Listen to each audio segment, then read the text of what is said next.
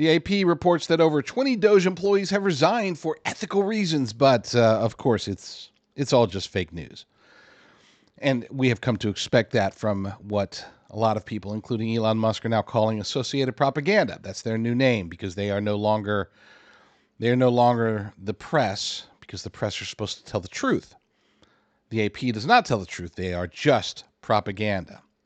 And they do it willfully. This story in particular is one that is egregious because this is clearly a textbook example of narrative framing to support an agenda that has either been given to them by their puppet masters or that they have chosen to accept themselves as, independent press. We're going to tell lies to the American people so that they'll hate our enemies.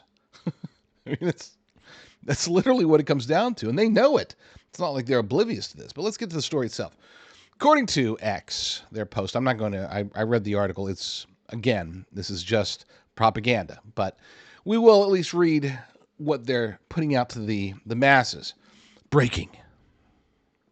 More than 20 civil service employees are resigning from Elon Musk's DOGE, saying they refuse to dismantle critical public services.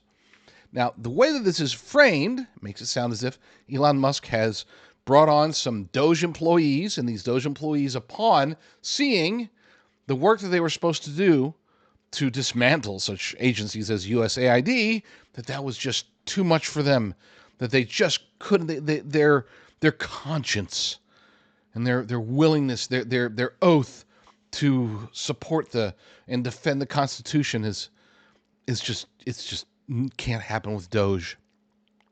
I wonder if that's really what happened. So let's start with the first question. Were they actually hired by DOGE? Actually, no.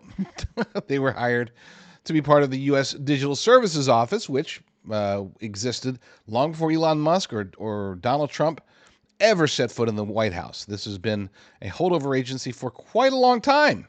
And that holdover agency, where these people were a part of, brought them in and said, okay, your mission has changed. You're going to help us to bring efficiency to government, and you're going to have to come into the office. We don't know, because we haven't interviewed these people, we don't know whether it was the trying to make government work more efficiently part or the you got to come back in the office part, or a combination of the two.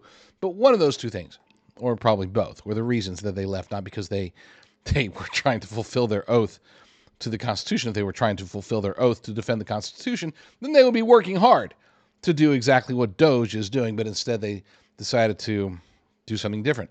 According to Elon Musk, in response to the Associated Propaganda piece, he says, more fake news from Associated Propaganda. These were Democrat political holdovers who refused to return to work. They would have been fired had they not resigned. So they have a choice. They can either come into work, do the job that they're supposed to do, be held accountable for the massive paychecks that they receive, and, go earn a living. Or option 2 was to not come into work and get fired. Option 3, which is the one they took, was to not come into work, but before getting fired, use it as a platform to express their distaste for Elon Musk and the DOGE mission, the mission which, of course, falls well within the realm of the Constitution and is extremely popular amongst the American people. Contrary to what legacy media says, if you actually look at the polling numbers, DOGE is well over 60% as far as people agreeing with everything that they're doing and everything that they propose to do in the future. So strike 743,000 for the Associated Propaganda Network.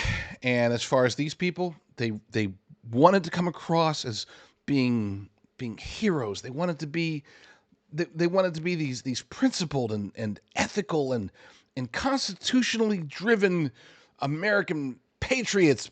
But as it turns out, they were just evil drama queens. Thank you for watching this clip from the J.D. Rucker Show. Please follow my personal Rumble account. If you haven't already, you can find it at jdrucker.com/rumble, jdrucker.com/rumble.